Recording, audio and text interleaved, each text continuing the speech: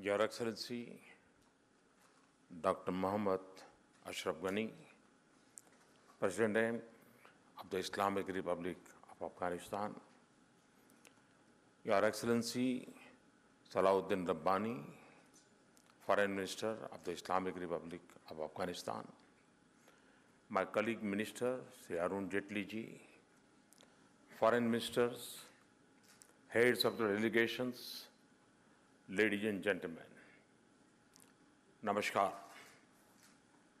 Sat Sri Akal. It is an honor to speak at the inaugural session of the 6th Ministerial Conference of the Heart of Asia, Istanbul process on Afghanistan. And it is a particular pleasure to jointly inaugurate this conference with our friend and partner, President Ashraf Ghani of Afghanistan. I thank Excellency Ghani for accepting my invitation and for gracing this conference. It is also a great privilege for me to welcome all of you in Amritsar, a city blessed with simplicity, beauty, and spirituality, and abode to the Golden Temple, the holiest shrines of Sikhs. It is a place made sacred by Sikh Gurus who meditated here. It embodies peace and humanism and is open to all people and religions. Its streets and squares tell stories of great valor and immense sacrifice. It is a city whose character has been shaped by proud patriotism and generous philanthropy of its residents, and by their spirit of enterprise, creativity, and hard work. Amritsar also happens to nurture an old and steadfast connection of warmth and affection with Afghanistan. Among the earliest disciples of the first Guru of Sikhs, Baba Guru Nanak Dev Ji, were Afghans in Kabul in the 15th century. Even today, the shrine of an Afghan origin Sufi saint, Baba Hazrat Sheikh in Punjab, is revered by all faiths, including visitors from Afghanistan. The flow of trade, people, and ideas through our region has often intersected in Amritsar on one of the Asia's oldest and longest surface arteries, the Grand Trunk Road. Amritsar reinforces the value of restoring connectivity, which is so crucial for the overall growth, stability, and economic prosperity of Afghanistan. Excellencies, ladies and gentlemen, since the turn of this century, the international community has extensively engaged in Afghanistan. Major powers, regional countries, and concerned nations from around the world have cooperated through multiple programs of political, social, military, economic, and developmental support. Our gathering today reaffirms the commitment of the international community to durable peace and lasting political stability in Afghanistan. Our words and actions remain focused at advancing a critical unfinished mission of our time, and that is to help Afghanistan build and strengthen its social, political, and institutional fabric, secure its territory and citizens from external threats, spur its economic and development activity, and stage a stable and prosperous future for its people. Indeed, this is also the intent of this conference, aptly captured in its theme, addressing challenges, achieving prosperity. We have no doubt about the scale of the challenge, but we are equally determined to succeed. The results of our collective efforts thus far have been hard-won but mixed. There have been important successes. Much more remains to be done. The need of the hour is to stand our ground and continue with our line of effort. We must protect and build on the gains of the last 15 years and march ahead. Because at stake is not just the future of Afghanistan that has been invested in a vision of development, democracy, and pluralism, but the peace and stability of this entire region and beyond. Let us also reflect with urgency on what more must be done and what we must avoid in Afghanistan so that its citizens can self-sustain peace and economic growth. The answers are all there. The question is of resolve and action, and of putting Afghanistan and its people first. For this first, an Afghan-led, Afghan-owned, and Afghan-controlled process is the key.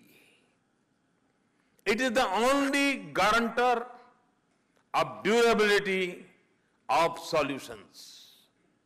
The second, we must demonstrate strong collective will to defeat terror networks that cause bloodshed and spread fear. Terrorism externally induce instability pose the gravest threat to Afghanistan's peace, stability, and prosperity. And the growing arc of terrorist violence endangers our entire region.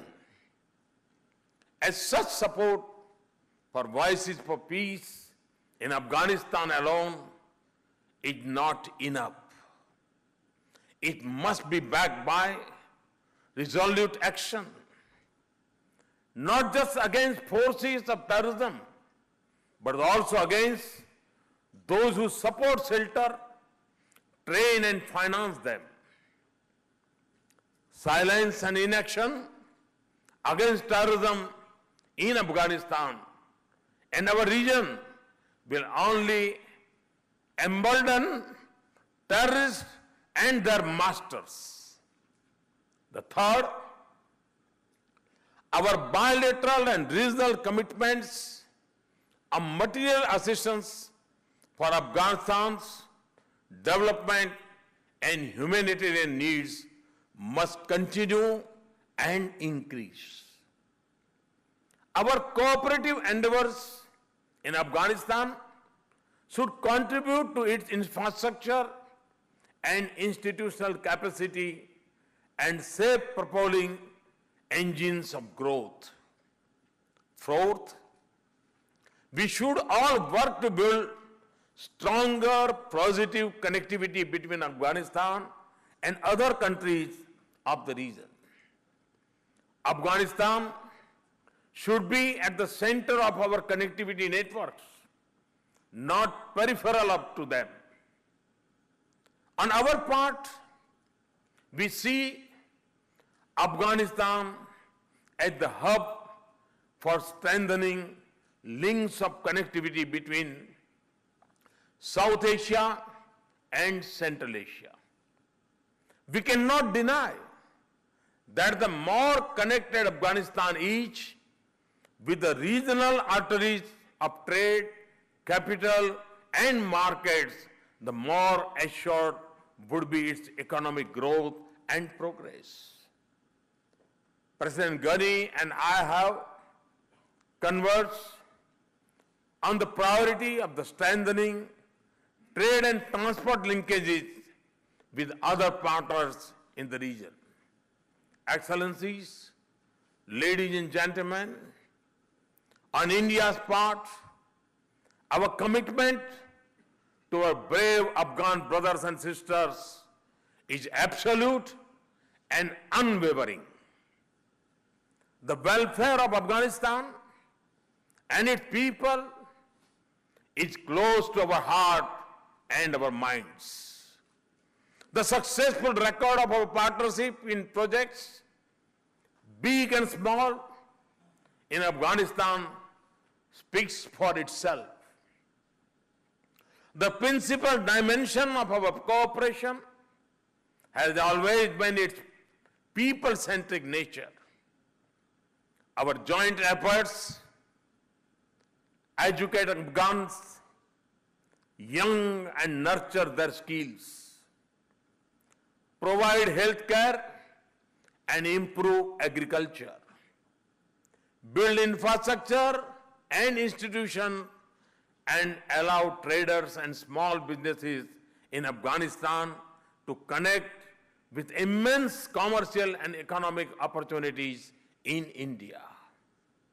And the reach and benefit of such efforts extend to all corners of Afghanistan. Herat's India-Afghanistan Friendship Dam, also called the Salma Dam, that was launched a few months ago, will help revive economic activity for the people there. The Parliament building in Kabul represents our strong commitment to Afghanistan's democratic future. Tehran-Dalaram Highway and India-Afghanistan-Iran cooperation on Chabahar would enable Afghanistan to link its economy with centers of strong economic growth in South Asia and beyond. We also plan to connect Afghanistan with India through an air transport corridor. President Ghani and I have discussed additional measures for deepening our bilateral cooperation. We are making progress in developing plans for utilization of the additional $1 billion earmarked by India for capacity and capacity building in Afghanistan. It will extend to areas like water management, health, infrastructure, energy, and skill development. As India implements its additional commitments, we are open to work with other like-minded partners for the development of Afghanistan. We are also happy to note the international commitment at the Brussels conference in October and NATO's Warsaw Summit in July this year. We will continue efforts to scale up our ambition and dedication to assist Afghanistan. In this, we draw upon lessons learned and best practices derived from our shared experiences in working on projects.